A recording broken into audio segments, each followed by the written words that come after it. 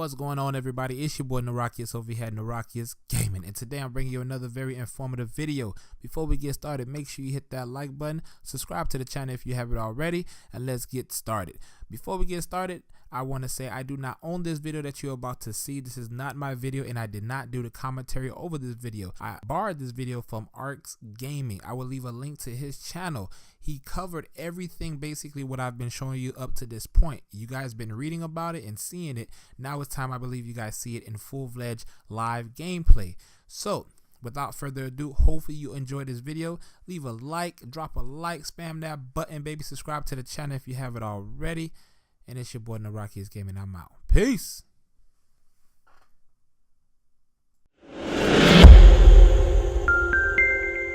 Yo, what's going on, guys? Arx here. Welcome back to another Division video, and in today's video we are talking more about the upcoming 1.2 update, which of course drops next week on Tuesday. That is May the 24th.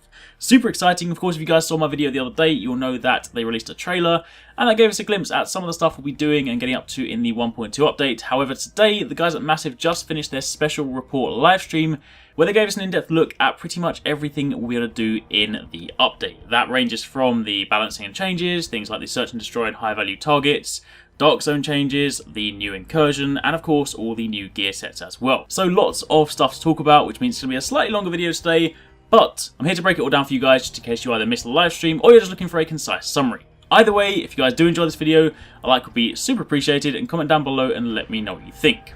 Now, kicking things off, we're going to start with balancing and changes. Now, as mentioned the other day, the actual weapon balancing part is actually going to come after the 1.2 update, so you won't be getting weapon balancing this time around. So when they refer to balancing, they're actually talking about the loot changes. They basically want to make sure that in this update, they are trying to pull people away from crafting. They don't want crafting to be the best source of gear in the game. And they tried to improve that a little bit in 1.1, but it didn't quite work. It was kind of their first stepping stone.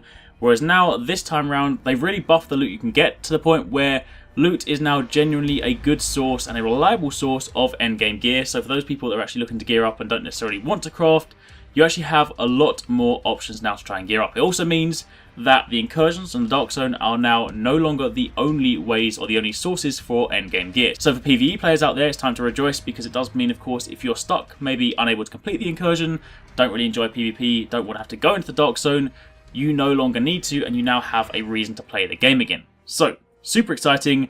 And in actual fact, there's actually a post I'm going to link in the description box down below. I'm not going to cover it in this video just because if I did, then this would become ridiculously long. But basically, the post breaks down the different gear score items you'll get from different kind of sources. So it will say things like, you know, in hard mode missions you'll get this, in challenge mode missions you'll get this, in the new dark zone you'll get this, incursions this, etc. It's basically a gear score breakdown and a reward breakdown telling you every possible tier of gear you can get from every single activity. So if you guys want to get a complete breakdown, definitely check that link down below. There's also a second post I've linked, which is basically a summary of the 1.2 update. Both posts went live today at the same time as their live stream, so they're both really worth reading, especially if you have any questions after this video.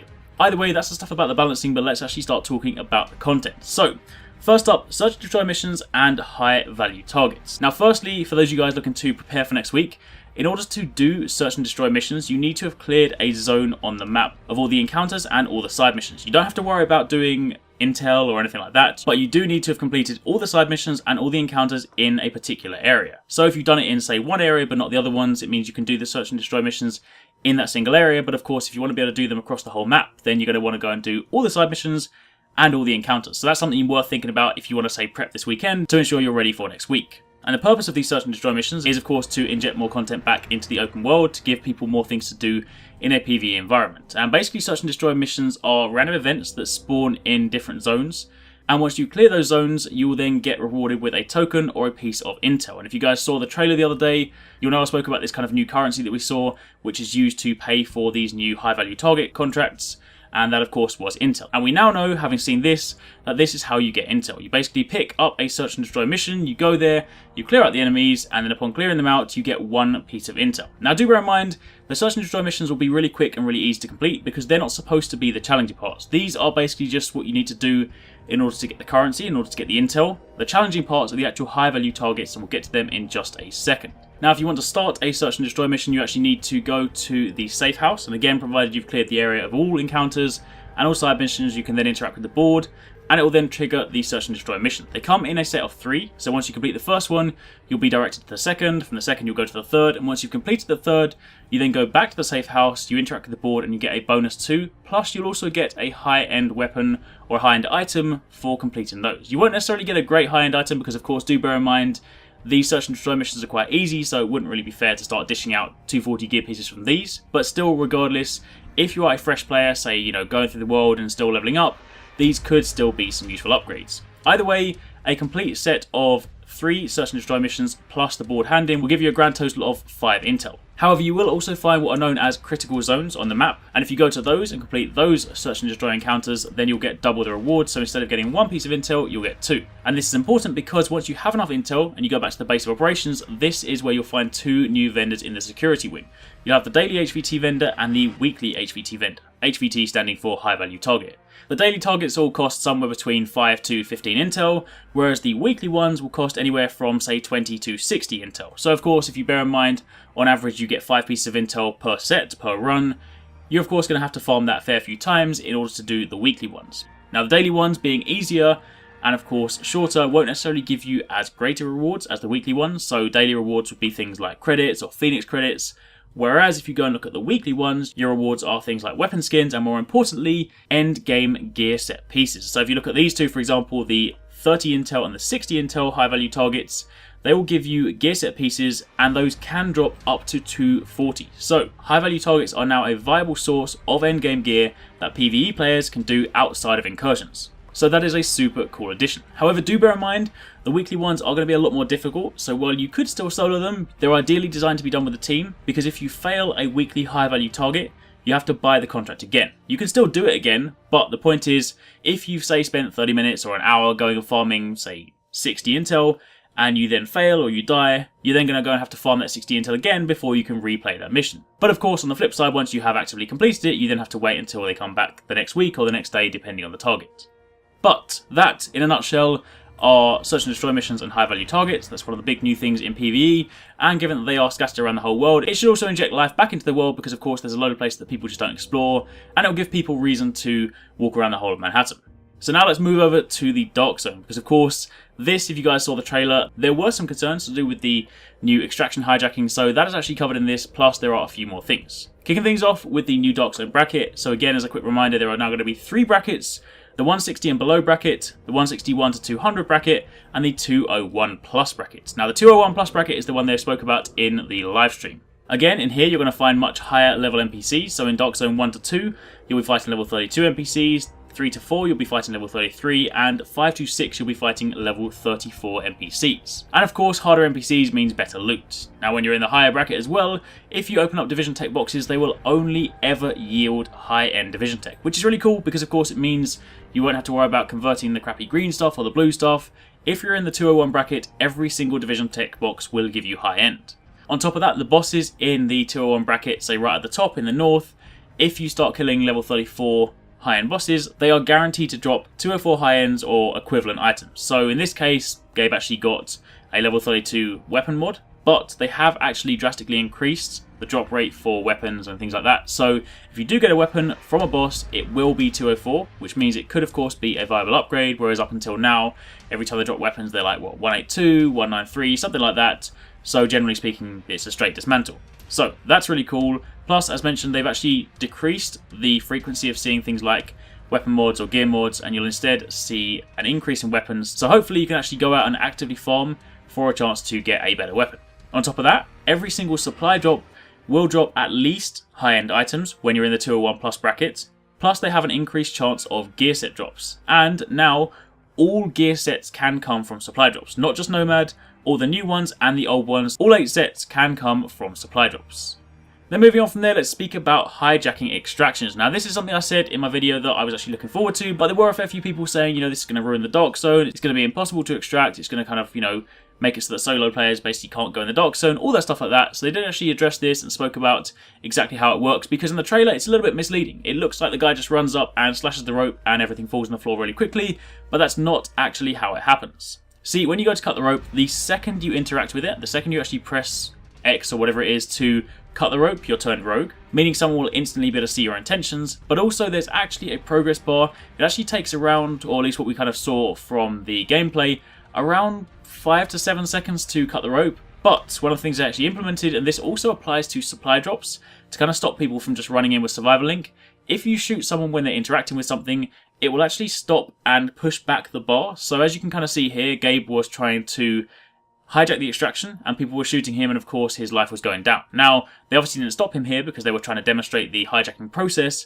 but the point is, if someone ran in with survival link, while of course survival link does still make them really hard to kill, you can still shoot them to prevent and slow down that progress bar. So if someone did run in, provided you can maintain constant fire, even if they were still, 2 or 3 seconds into their survival link, you could prevent that bar from increasing, so in turn you could prevent them from cutting the rope. So there are actually ways to stop people. It's not going to be one of those things where someone runs over, instantly cuts it, and then they run away with your loot, because that's not how it's designed. They've designed it in such a way so that you'll instantly know if someone's trying to do that, and then you'll also have time to stop them.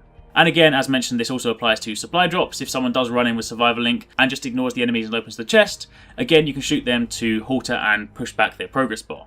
However, on the flip side, when you do successfully cut the rope, as you can see here, all the loot drops all over the extraction zone. It won't just drop in one pile so that you can just stand on it and pick it up. It will actually drop in a really wide space so that you can kind of run around, you can see all the different items, and plus it also means that because it drops so wide, if you did have someone nearby and say you drop some of their loot, they can kind of run in and sort of grab some things before you, so it wouldn't necessarily mean you could just run in and slice the rope, take it all for yourself, and then someone has no chance.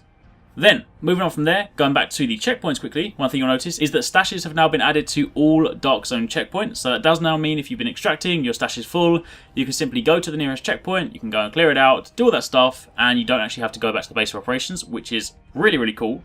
Plus, one of the last things they showed to do with the Dark Zone section is this new item here called a sealed cache. Now this is like a package. They come in 4 different rarities. Of course you have specialized, which is blue, superior, which is purple, high end, which is of course yellow, and gear set, which is green. And while these can drop from regular NPCs, the named NPCs, i.e. the bosses, will only ever drop the high-end or the gear set caches. But these caches are considered contaminated loot, which means they do need to be extracted. But when you do extract them, they go to your stash, you can then open them up, and they actually give you a range of different items. You can see over here, for example, one of the high-end ones on the right-hand side, it says it will include a high-end item. Plus, it will also include a range of Dark Zone funds from, say, anywhere from about 3,000 to 4,000. Plus, it'll also include a range of Division Tech, high-end Division Tech, again, ranging anywhere from, say, 2 to 5. So that basically means upon opening a package, you get an item, some credits, and also some Division Tech, which means you now have more sources for currency. But what's more, as you can see when they're actually opening up packages in the background, sometimes you'll also get a bonus item. So in the first one, they simply got a 204 weapon. The second one, they got a weapon and a weapon mod. And of course, you also have gear set packages, which can drop up to 240 pieces. This, of course, dropped at 191, but that's the nature of the game. Sometimes it's random. Sometimes you'll get good stuff, sometimes you won't. But these can drop to 40 pieces. Next up, moving on from there, we're now going to go and speak about the Incursion, Clear Sky, which is of course the new one that's right at the north of the map. You guys might have seen it. In-game at the moment, it doesn't actually have the right gear score. As mentioned before, this will be the exact same gear score requirement as Falcon Lost. So if you can do Falcon Lost, you can do Clear Sky. But of course, they're very different. And it does of course mean that if you're having trouble with one, so maybe you don't like the wave-based nature of Falcon Lost, you could then go and try Clear Sky, and it might be easier, maybe it's sort of like a different format, maybe you enjoy it better. Either way, it does give you more options. And while of course they didn't run through the whole thing, we did get to see some gameplay, and one of the most important things to note is that Clear Sky is not a wave-based activity. So the Falcon Lost one, which was of course 15 waves, sit in one place, shoot loads of things, that is not the same in Clear Sky. Incursions are designed to be like different each time, and this time round, you have a very different approach. Plus, this one also has checkpoints. It's broken into 2 sections. You have the first section, which they actually showed on stream, where you basically have to fight off different enemies and then collect some bombs from them and then plant those bombs on a door so you can blow it open, so you can actually gain access to Columbus Circle, because of course the Rikers have blocked it off. And then once you've done that, you actually get a checkpoint, and from there you can then go into the actual Columbus Circle itself for the second part of the encounter. Now the second part, we didn't actually get to see what you have to do in there. We kind of saw the circle, saw some enemies in there, but didn't really get anything beyond that, so we're not really sure exactly what we're going to do just yet. But the point is, it's not a wave-based encounter, it is different, so for those of you guys that didn't like Falcon Lost, try this one, because of course this is a different style of incursion, and hopefully this might be something you enjoy. It's also worth noting that they're doing something a little bit different this time. This time the challenge mode difficulty will actually launch a week after, so next week when the update drops, you'll be able to do hard mode, and you'll be able to do hard mode of course as many times as you want, as you can now. But once you complete hard mode, you won't unlock challenge mode next week. You'll have to wait until the week after, which I think is a really clever thing. It's kind of what a lot of people have done before.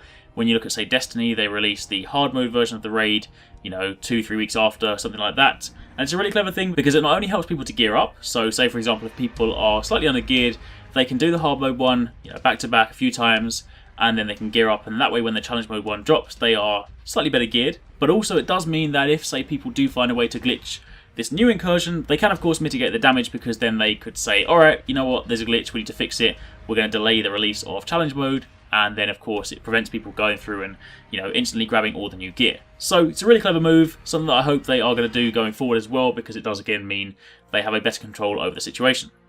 Finally, the last thing, sorry it's been a super long video, hopefully you guys are still sticking around, but gear sets. There are 4 new gear sets: Final Measure, Hunter's Faith, Lone Star, and Predator's Mark. We saw what they looked like in the trailer the other day, but we didn't really get to know what they were actually about. But this time they actually showed us everything we need to know. So starting off with Final Measure, which they refer to as kind of the supportive tanky set.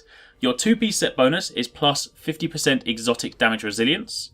Your 3-piece bonus is plus 15% protection from elites. And your 4-piece bonus, the gear set specific talent, makes it so that when damaging a hostile with a grenade, will allow you to gain a defuse buff. And then when you're in range of a hostile grenade, that buff is then consumed and it diffuses the grenade as well as giving you a grenade. And this also works with the mortar. Now let me explain that a little bit better.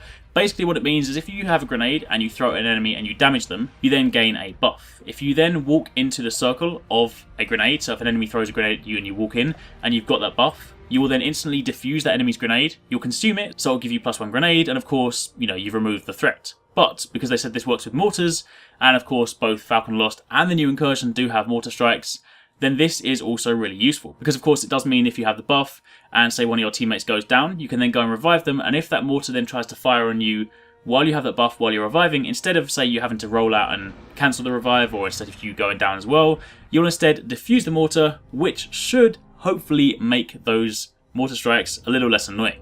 Following on from there, you have Hunter's Faith, which is seen as the Marksman Rifle set. Your 2-piece bonus is 20% Marksman Rifle critical hit damage. Your 3-piece bonus is plus 20% damage to elites. And your 4-piece unique talent is that when you hit an enemy with a bullet, it grants you temporary armor. The further you shoot, the more armor you get, and this armor then disappears after one bullet hits you. However, this talent does allow you to exceed the armor cap, so with the new 75% armor cap, if you then have this, it might even be possible to hit 100% armor. And some of you guys might say, well, why is this going to be useful? Because of course, if one bullet can simply strip that, it of course means that things like the shotgunners or things like those snipers, they won't be able to one-shot you, because of course, if you have armor prepped and you're ready, then of course it means you confirm a shot, and if you then shoot them afterwards, you can kind of keep refreshing that armor. So it definitely could have some really good uses. Moving on from there, you then have Lone Star, which they kind of call the shotgun set. Your 2-piece bonus is plus 100% ammo capacity. Your 3-piece bonus is plus 1000 LMG damage and plus 1000 shotgun damage. And your 4-piece unique talent is that when the weapon is holstered, it regains full ammo. So what this basically means is, the example they gave is if you ran this with, say, 3 shotguns, 1 primary, 1 secondary, and 1 as a sidearm, what you could then do is empty your shotgun in your primary slot, and then switch to your second one, empty that one, switch to your third one, and by holstering all of those, by the time you switch to the third one, the first one and the second one will of course have been reloaded, so you can then basically just keep swapping weapons and shooting, and effectively all while you have ammo, you'll never need to actually go into the reload animation, which could be really good for both shotguns or LMGs, both of which do have some slightly lengthy reload animations.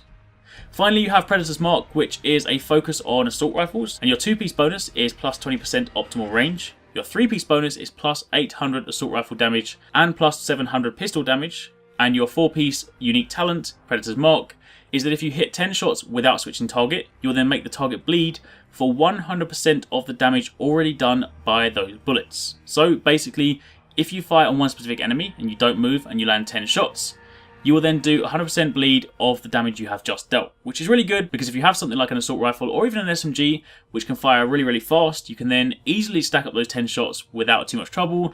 You can stack on a bleed, and of course bleed is really good in both PvE and PvP because it stops people from running, and it's a really good crowd control method. So that, my friends, is pretty much it. It was pretty long, I apologise for that. Hopefully you guys have enjoyed the video, hopefully you stuck around to the end. If you do have any questions, by all means let me know in the comments down below. But those are some pretty cool changes. I'm definitely really hyped for next week. I'm definitely hyped for some of the stuff coming forward. Hopefully this should make PvE a lot more fun. Hopefully it should give people more things to do. I'm really hoping that this kind of revitalizes the community, because of course I know people have been a little bit annoyed at the moment with, say, the way the Dark Zone is, and of course, you know, the incursion and whatnot, and the fact that they feel like there's not really much else to do. So genuinely hoping that this does make things a lot more fun. I'm definitely looking forward to going back and exploring the PvE open world, because it's such a cool environment, but I just never really explore it because there's never really anything to do there. So that's really cool. And of course that does kind of explain now why Massive made it so that when you kill those named enemies in the open world, they never return, because they've kind of brought them back as high value targets. Either way, that's it. I'm going to stop rambling because otherwise this will go on much longer than it needs to. So hopefully you guys enjoyed it. Again, thank you very much for watching. Take it easy. Catch you next time. Peace out.